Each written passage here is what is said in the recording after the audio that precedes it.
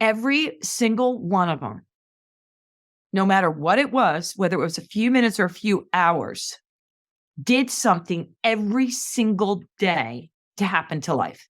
They didn't just go, let me see what life is going to bring and what kind of mood I'm in. They did something to get in this positive, powerful mindset. Now, they may not have called it that, but you could see there was nothing more important than how they showed up for the day. Welcome to the Be It Till You See It podcast, where we talk about taking messy action, knowing that perfect is boring. I'm Lesley Logan, Pilates instructor and fitness business coach. I've trained thousands of people around the world, and the number one thing I see stopping people from achieving anything is self-doubt. My friends, action brings clarity, and it's the antidote to fear. Each week, my guests will bring bold, executable, intrinsic, and targeted steps that you can use to put yourself first and be it till you see it.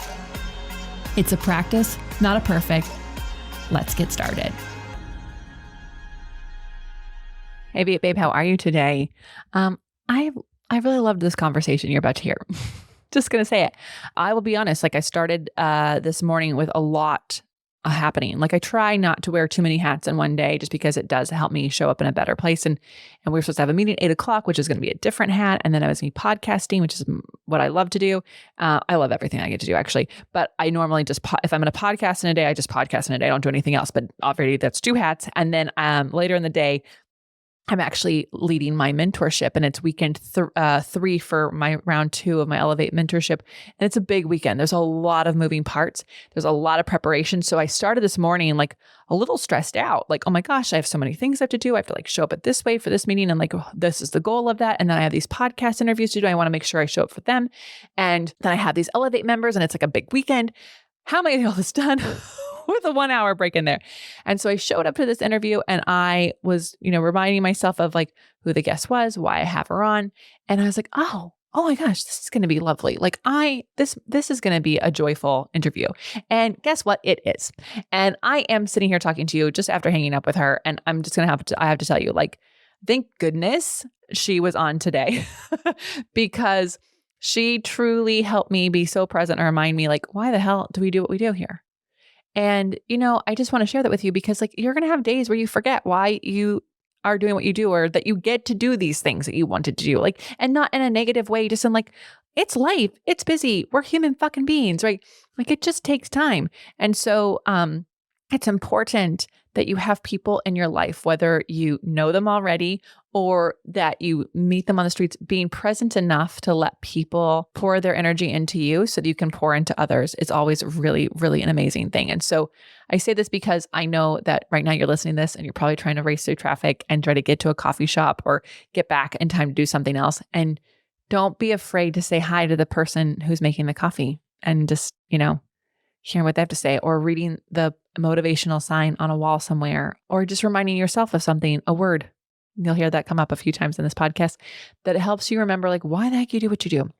And we do get to do this. And now you get to listen to Joy Weston, who I think is going to just enlighten you, inspire you, make you laugh. She is a lovely person. She has done so much in her lifetime. And I love that because I think it can be really easy for us to get stuck and feel like we haven't grown somewhere, or we are trying to make something happen. And I hope that she shows you that a door can close and other doors can open. And then also you could think that you're opening a door for someone else and they actually open a door for you. So without further ado, there's that little ado. And then Joy Weston. All right, Be It Babe, I'm super excited to have our guest on today, mostly because I just love when I find somebody that I'm oh my God, I really want to talk to this person. And that's kind of what happened. I came across Joy Weston's information, what she's up to. And I was yeah, you need to talk to our people. So Joy Weston, will you tell everyone who you are and what you're up to these days? Ooh, well, thanks for having me. And I love that intro. Here I am thinking, what am I up to these days? Well, Lesley, you never know, but I've been an entrepreneur my entire life in the health and wellness business. I did not have a magic crystal ball, but I sold them in 2019. Yay. You did? I did. Kicking and screaming, let me add. I did not want to go. My one lease was in downtown Philly and it had 3.5 years left on it. I wanted to stay. The landlord came in and said, I'll make you a great offer. I'm like, and then he kept making it more and more difficult. And finally, with 2.5 years left on my 20-year lease, it was a decent offer. And what I did is I thought, okay, well, I still have my wellness company, but then I sold that. And my business partner, I thought, how would I feel if I had been running really the wellness gig forever? And now Sandy's going to come in and get her fingers into it. That wouldn't be good. So I sold that to him. Oh my And goodness. So you just I sold it sold all. everything. I It's sold it just all. like, and also it sounds like But right before the pandemic. yes, it was. So people thought you Somebody had a else crystal knew ball. what was going on. Yeah. And, after 30 some years, it was huge, a big difference. The good news, it was at the beginning of 2019, so I took time to travel and all that when we could still travel. But I always had a side hustle or a side gig with my health clubs because I had built them up enough that I had a great team so I could do a lot of other stuff. So my side hustle was I was doing radio shows and podcasts way back years ago so I can meet awesome people around the world, who are making a big difference. I was an author of different books and journals and traveling around speaking. I was able to do that still virtually. Yeah. And I did a lot of teaching gigs and workshops, all with Train Your Head and Body Will Follow. So I just took that side gig and pushed it up. Yeah. So this is so interesting. So first of all, like, wow. I mean, like, way to just go, way to also just think about the other people involved. Like, oh, this person, all of a sudden she's going to have full time in this. And like, just to go, man, why don't you just enjoy it? Cause you've been enjoying it this whole time. But to have have your hands in like another little project, little side gig where you're speaking and doing things like that, it took a lot of trust and building up of a team. Was that easy for you to do? Were you like so excited to have people take over things at the wellness club so you could do this? Like, how was that process so you could actually go into speaking? So one of my strengths, which could be my weakness too at times, is I can let go of the reins. I love building a team. I love supporting people. I love mentoring people.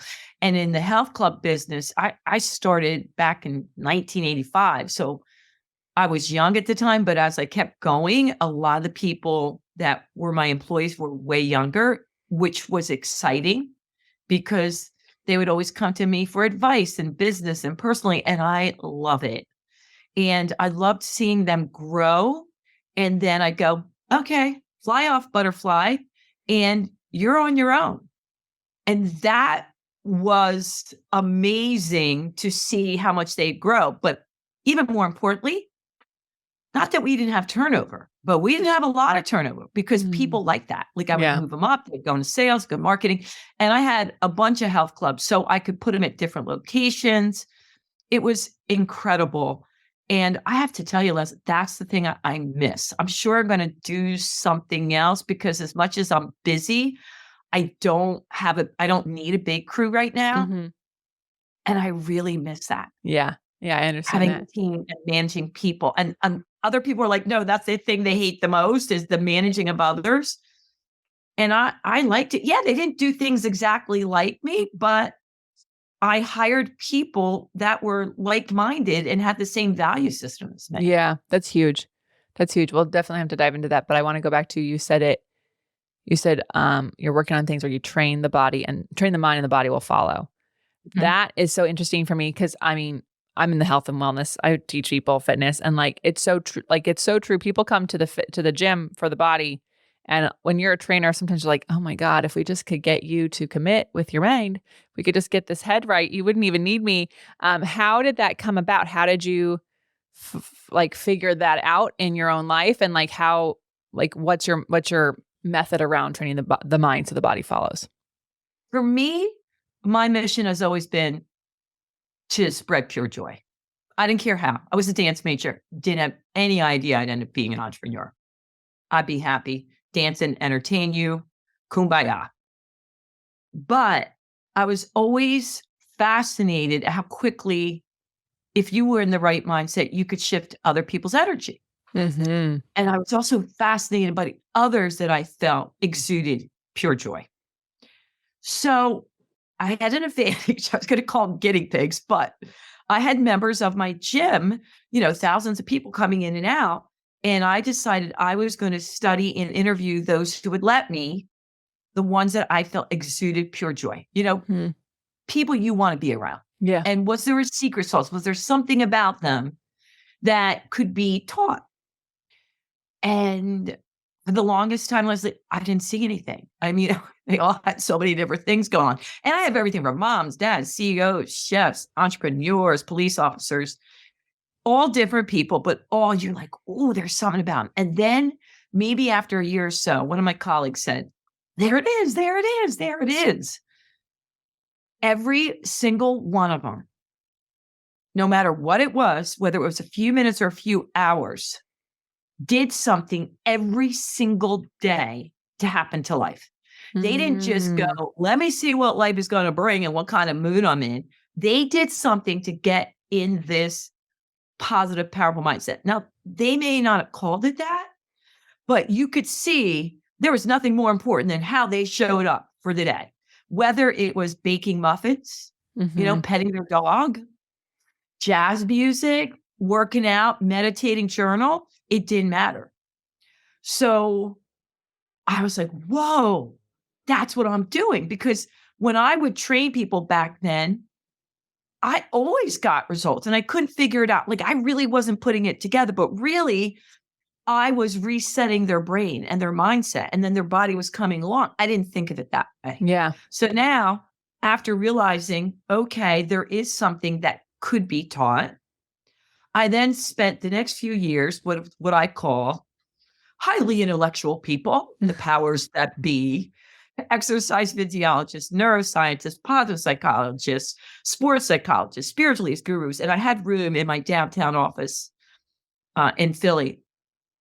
And we'd get together. They would argue, they would fight, they wouldn't agree. But I'm like, wait a minute, there's something in there. And what happened is we ended up, after a lot of trial and error, a lot of fails, creating a guide that would only take 1 to 3 minutes a day to get your head in that positive, powerful headset for those people that already didn't have a routine. Like if you had a routine, great. But this was for people that just woke up. Because I mean, some people have such a hard time creating a routine. I've got kids, I've got dogs, it's chaos. No day is the same. And you're like, we actually figured out a way to do that for you in 1 to 3 minutes. I tried 5 and it failed miserably. People didn't do it because if you didn't already have a belief system, you weren't going to waste 5 minutes of your day to do something that may or may not work. But they were willing to risk, all right, Weston, I'll do it for 1 minute to 3 minutes a day. And they had to pick one area of their life that they wanted to up level. So, and these were highly motivated people that weren't going to take 5 minutes. They had, but I'm like, okay, let's work on the one area that is what I used to call your sticky wicket, or you want to up level. And I said, let's break it down to 3 areas. One is money, career. The other one is body, health, or love, relationship. Pick one, and just for 30 days. And we got it down that if they did that and focused in, and it only took 1 minute, 3 minutes, they were willing to do it. Now, they might have done other things after that, but it started to create the habit. Yeah, I think like it's, when I studied with BJ Fogg on his tiny habits, it's like you have to look at things, and just because somebody wants to do it, if they don't have the ability to do it, it doesn't really matter. And if they don't believe that they have 5 minutes, it doesn't matter how easy the thing is. It could just be like sitting still. It could require nothing but just to sit in the bed for 5 minutes. If they don't think that they have 5 minutes, they're not going to do it. In fact, it's going to stress them out even more. They're just going to avoid it. So by making something so small, it's kind of silly. Like if I don't have a minute to just like, make the bed, then what am I doing? So I think that's really, really cool. Yeah. So, obviously you saw them, even though they're already highly motivated people, you saw that change in them. Is this something that like you incorporated with every client who came through your gym, or is this something you ended up like just teaching people outside of it, or both? So funny. I could just hear my members yelling at me. I got things in through the back door with my members. So the people I took my classes, I taught everything, from kettlebells to spinning to dance. I was very high energy and somebody that wanted to entertain you. So if you didn't like that, you weren't coming to my class. But my whole goal was like I said, was the vehicle for you to find joy within you. So there was always a theme and a word. So I'm very into words. So every month in my gym, I put up everywhere the one word of the month. And then in the classroom, I couldn't make you do it out the weight room, but in the classroom, we would focus in on that one word, power, fun, courage, confident. And I'd say, okay, focus in on this word while you're having, and they would just, go along with it. But I felt at least I was getting that in their day. The second thing is, as soon as they crossed the line into the room, they knew, okay, no negative energy, no complaining, no gossip, no negativity. And somebody in the room has to start with what's one positive thing that happened today. So I kind of trained them to do I that. actually love that you had some rules around that and also some visual prompts because everyone learns a different way. But having a visual prompt can be really good. And also it's just, whatever space we're in, whatever you're creating, whatever the community you're creating is having rules about what is not allowed is as important as what is allowed. And if not more so that people, cause it is so easy, I don't teach as many privates as I used to, but it was so easy for my clients to come in and my goodness, I would fear whatever was on the news that day. Cause it could just it's well, we're going to be talking about this topic for 7 hours. And I love them. And I love that every single, and it'd be 7 different perspectives from 7 different walks of life. And I'm left at the end of the day going, oh my God, I feel like I've just been on the news. Just Yeah. things. And so having to create rules, it's okay, here are the topics that are never allowed in this space. We are never allowed to talk about this. So no negative, no gossip, no no politics, no religion. Yeah. Out. Yeah. We love each other here. But also it forces people to come together on different topics that they actually are more alike in than they might not have been. And also that actually do affect your daily life in a more important way. How your plants are succeeding in the house is really going to make a difference in how you feel about things that you do in your house. Lesley, how the roast is cooked on Sunday so that your mother-in-law actually doesn't have a side eye is actually really important. So I'm not speaking about my mother-in-law. I don't cook anything, so I don't have to worry about that. I thought you were in my house on Sunday and you knew that's what happens. I have a lot of friends with a lot of interesting mother-in-laws. I'm so grateful for mine. So I think that's really cool. So now, now that you don't have that gym to have that impact on thousands of people in person all the time, what is it that you are doing to help train the mind so that the body follows? Yeah. By the way, I just want to back up just so you know, shout out to the West Coast. When I first came up with these ideas, train your head, body will follow. It took me a year and a half to get an agent, another year and a half to get a publisher who back then, who didn't think I was cuckoo for Cocoa Puffs. And then the only people that would book me for book signings and speaking gigs was out West. Oh yeah. Yeah. That's because here, and now it's mainstream. I'm I'm not so wackadoo, Yeah. So anywho, West Coast, West Coast. I'm just saying, I'm not trying to offend any of my East Coast listeners, but as a Californian, I'm of course, train your body to the body will follow. Hello. Yeah, of course. They got me, California, Portland, Seattle, they all got me. All right. So although I'm so, so, so grateful for virtual, when I had a little bit up to here with teaching workshops online, I love them. They were good. Reached a lot of people around the world. Somebody nominated, you have to be invited in to this heroic public speaking course that was approximately 8 months to take your speaking gigs up to the next level. A lot of commitment. I had no idea, about 20 hours a week, focusing on rewriting, redoing your keynotes and what impact you want to have in the world. What's your big idea? And my husband's like, you might as well do it now, during COVID. So that's what I did.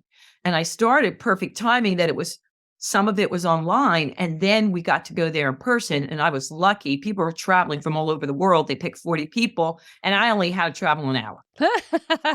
So it was great. And we went there 4 times and I didn't know, Lizzie, how much I didn't know. I mean, I had been speaking forever, but this was a whole new thing. What it allowed me to do, which was beyond challenging for me, is to impact more people with my keynote, because for the first time in all my life, in a fun way, I was going to tell my story and who I was, which was freaking me out. Like, I was like, everybody just assumes Sandy had great parents, came from great people, and, must have had money. How else would she get started? And so a lot of it was behind the scenes that I would never, ever put out there because it would be too deep and wouldn't serve others. You want to serve others. But then I came around how to tell these stories in a fun way. And the person that nominated me, that's why she did it. She's like, oh, I know you how to speak. You need to change it from just rah, rah. So in my story of, I didn't even know this, like, this is the weird thing. So here I am figuring out pure joy, and then it only takes a minute to 3 minutes. And I realized, holy moly, I've been doing this since I was 9 years old to get out of a difficult situation. I was using movement, words, and laughter to get into a certain headspace, not knowing it, visualize where I want to go. And it took me far. And it was only a few minutes every day. Yeah. And I grew up in the projects, which, okay, not cool. But if you tell people you grew up in the projects, they're like, oh, respect people. You got out, you drowned out the negative chatter. That wasn't the part that I was scared about. My mom spent 50% of her life in mental institutions, like poor asylums. Like, we were poor, so they were not good ones.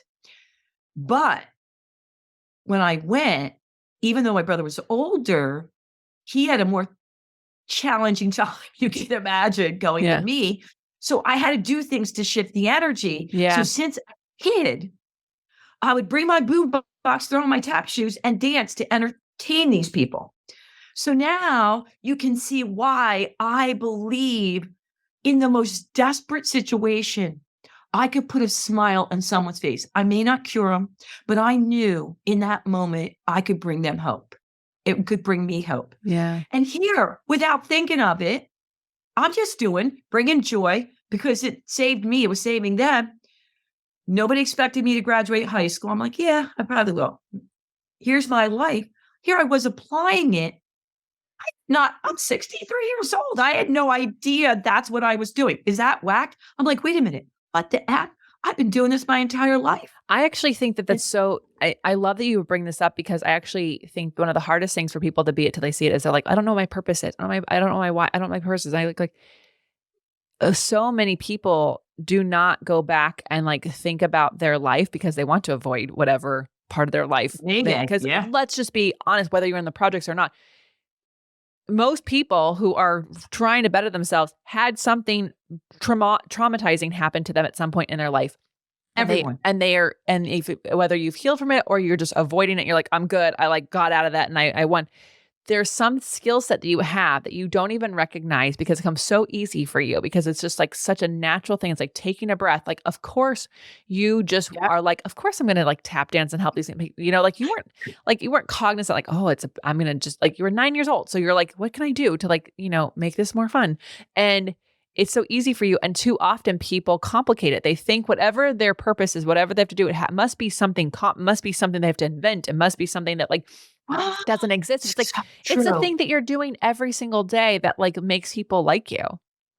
That's why this podcast exists. So true. I want to tell you something. So one of my biggest speaking gigs I ever got was in 2000 and end of 18 in Thailand.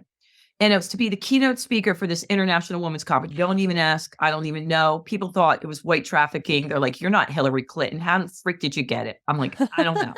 Well, doctor, Dr. So-and-so, women astronauts, people discovering the cure for cancer. And there's Sandy Joy Weston. So I get in there and I spent 6 months on it, because I'm going to know the neuroscience of the brain and they're going to understand. I got my master's degree, blah, blah, blah, blah, blah. I'm going to go through it. I spent months and months drilling this 90-minute cue. I get up there. I realize 15 minutes into it, Some of these women, although it was an English speaking conference, spoke broken English. So they were not understanding everything. And so I said, how many of you understand only every other word? And like half their hands went up. I said, how many of you would rather have the universal language? They go, what is that? I go, we're going to dance.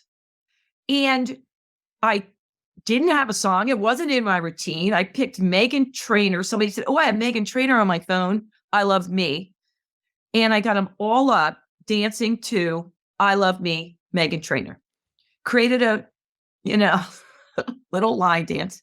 Let me tell you something. I did go back and do some of the speech, but half of it got thrown out the window. I was trying to be something I wasn't. My gift to the world is shifting energy using my dance. They did that dance 4 days of a conference, and they would go, Sandy, I love me, I love me. And they would do that. That was the biggest gift I could give them because they were so scared to speak and how to connect with one another. Yeah. And guess what? All the women who were like not so nice to me, like, how did she get keynote? Came up and go, we know why you got keynote. And I didn't think that I was enough until to this day. I'm like, I got to do more. My keynote's got to be Isn't that more. such a weird thing? Like, we'll get chosen for something. Somebody will ask you, this happens to me all the time. Someone's like, oh, I want you to like speak at this. And I'm like, oh my God. Okay, maybe I have to change. Maybe I have to do this thing. It's like, no, they actually picked you based on the work you already did. So they're actually expecting the work that you already did. Yeah.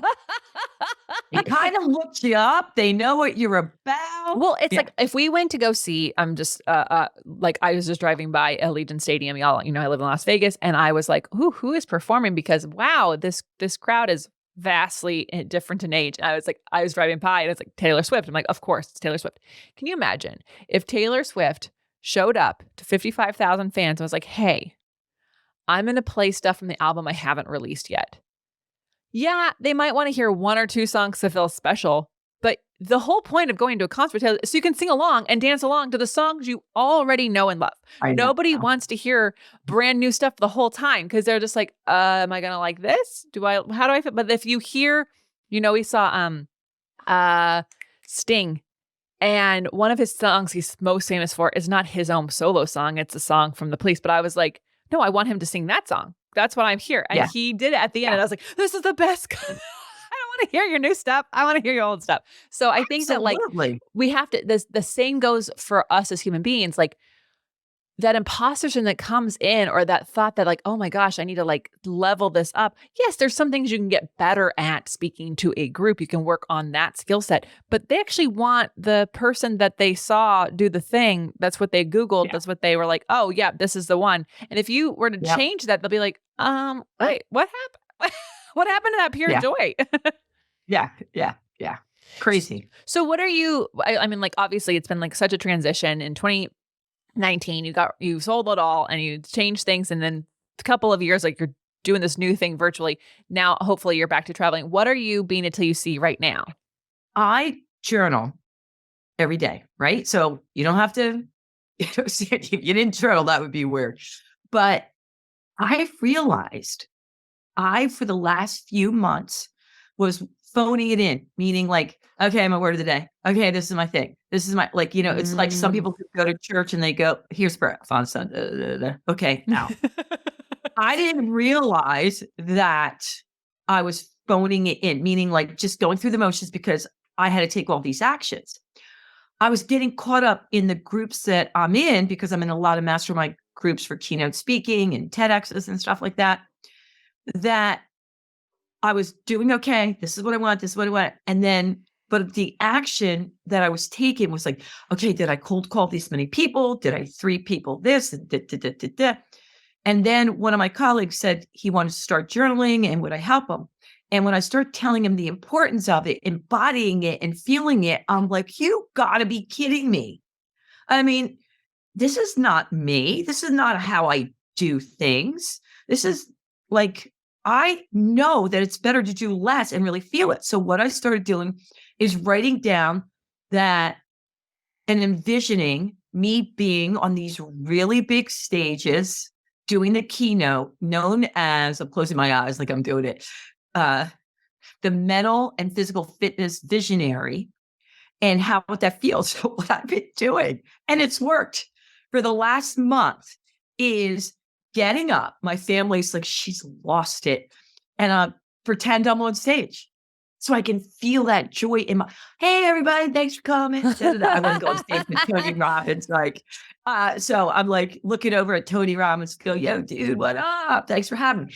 I have this reoccurring dream at night that I'm speaking in Las Vegas at one of the, because there's so many conferences there. Mm-hmm. And Tony's in one of the conferences. So I'm like, yeah, Tony, how's it going? Tell everybody how we met. And I do that. And then I picture myself on a TEDx stage, and this is my big, and I go through, and now I'm like, okay, what else do I want? And I'm telling you, it's the weirdest thing. Not weird, I should know it, but something that is not your normal. Somebody saw me on LinkedIn and reach out to me to do a speaking gig in Philly, which you never have the big gigs right in your own hometown, who saw me perform 6 years ago in Atlantic City. And now I'm speaking May 11th at this. You know what I'm saying? Somebody called me. I thought I was interviewing them for my live, hey, I got something to say show. Mm-hmm. I'm not kidding you. And this woman comes on. She goes, okay, well, what's your pitch for my TEDx? I go, excuse me? I go, aren't I interviewing you for my live woman show? She's like, oh, okay. But I thought you would like to be a part of my TEDx. I go, uh-huh. She's like, what's your pitch? And I'm like, here it is. She's like, okay, well, the paperwork has to come out, but 97%, I love you and I want you there. I'm like, all right. Oh my goodness. I love this so much. I hope you're hearing this, y'all. Like being it till you see it. Like, first of all, you are embodying it every single day. Like you're picturing yourself for a few moments every single day, what it's like to be on stage, what it's like to feel, what it's like to say these things, so that when these opportunities, there's no such thing as luck. And so when preparation meets opportunity, and like, had you not actually been spending time with yourself, she could have been like, yeah, so what's your pitch for TEDx? And you're like, if you were to say, let me get back to you, no. Like, she'd be like, okay, maybe next year. Like, no. Like, if you're listening to this and you want to have a TEDx, you should know what that TEDx is about already. You should like take some time so that and then visualize yourself doing it. I have a little funny story. There was a TEDx here in Las Vegas. It was at my favorite little shopping area where I get my hair done. And the whole theme of the TEDx is where it's like global warming, climate change type of stuff. And the wind had picked up to 70-mile-an-hour gusts. And they're trying to, kudos to them. They kept the TEDx going, even though like their displays are being blown. It's outdoors. It's being like blown over. Like the weather was like having its own TEDx moment. And like they had to cancel an entire event. 10,000 people's tickets were canceled for, maybe 20,000 people's tickets were canceled for this like emo thing. And we were young concert people know. And anyway, I just laughed so hard because I'm like, this whole theme is on like global warming, climate change. And and the weather is like canceling everything. So, all right. Anyways, hello, I have ADD. But I think like, it's just so cool. These things don't just happen to people. If you're looking at people and like, oh my God, how they get there? Like it is taking the time to do the work of the hard stuff and showing up and like really noodling in on the craft that you want to have. And I think I love that. I love this. So you're going to do TEDx at her place, May 11th? Oh, well, May 11th is my big keynote. That's definite. I got a check in the mail and I signed a contract. The other one, I will announce I think I'm going to be able to announce in a few days, because she said, unless I'm a serial killer. And I filled the application on, it comes out tomorrow officially. Oh my God. She only had 10 spots. I was second. It wasn't even official. I reached out to her to be on my Hey, I Got Something to Say show. And she read my profile, but she thought that I was reaching out to do her TEDx. I love this. I love it. I love it so much. Well, you'll have to do this because this show will air after, you've heard. You'll have to let my team know if you got it. So on the recap episode, we can update people. Sandy Joy, I mean, you have just brought so much joy into this space. I am like feeling 10 times higher than I did when we started this. We're going to take a brief break and then find out where people can find you, follow you, hear you speak, all those things. All right, Sandy, where do you like to hang out? What's your social handles you like to be on? Where can people book you as a keynote speaker or more? So my website is my name, Sandy Joy Weston, WESTON.com. And everything is there. So any speaking gig that you want to book me for, workshops, coaching, all the tabs are there. You can check me out and go, oof, that's a little too much, or yeah, I can't wait to have her. Also, I am on all social medias. I hang out on LinkedIn, Facebook, Instagram, TikTok. I always put up daily joys, like our 1 minute or 90-second little fun things daily. And the same thing, Sandy Joy Weston. I You can love find it. me everywhere. Thank you so much. Okay, before I let you go, you've given us so many great tips, but be it action items, bold, executable, intrinsic targeted steps people can take to be it till they see it. Okay, this is what I want them to do. I want them to think of that one area of their life that they want to up level. Now, they might say it's all three. I get it, but pick one. Remember, it's either money, career, body health, love, relationship. Pick one. That even for a week, try a week. I don't want to go crazy and say 30 days. Go a week. And this is the area you want to up level. And then all I'm asking you to do is before you get out of bed, before those feet hit the floor, think of one word, just one word of how you want to show up that day in that area. What would you do? What would you say? How would you act if you had ease and flow, power, joy, confidence, courage? It's not going to take much time. It's going to give you 30 seconds. Come downstairs, write it somewhere, scribble, scrabble. And then throughout the day, say, am I feeling ease and flow in that area? Am I feeling joy? Am I feeling confident? And if not, don't take action from there yet. Take a step back, see what you can do. Maybe it's just walking outside, stretching, petting your animal, and then come back and take action. That's all. Easy peasy. Oh, I love it. I can picture it. And I think it's so fun because it's like, if you want to have more fun but you're like in your day and you're like, oh my God, I have all these things to do around the house. It's like, well, how can you make picking the house up more fun? Like what can you do? So you take that step back and you ask that next question. And all of a sudden you might have some like 90s rap on and vacuuming, I'm just saying I do that. I don't vacuum, but I put the 90s rap on. Cleaning. Sandy Joy, I'm so glad we met. Thank you so much for saying yes to this podcast. Y'all, how are you going to use these tips in your life? What are your takeaways? Tag Sandy Joy, tag the Be It Pod. Let us know which of these, let us know the words you use and how that goes. I'm sure Sandy wants to hear that. I'm sure I know I want to hear that. So I'm not even sure. I'm positive. And until next time, be it till you see it.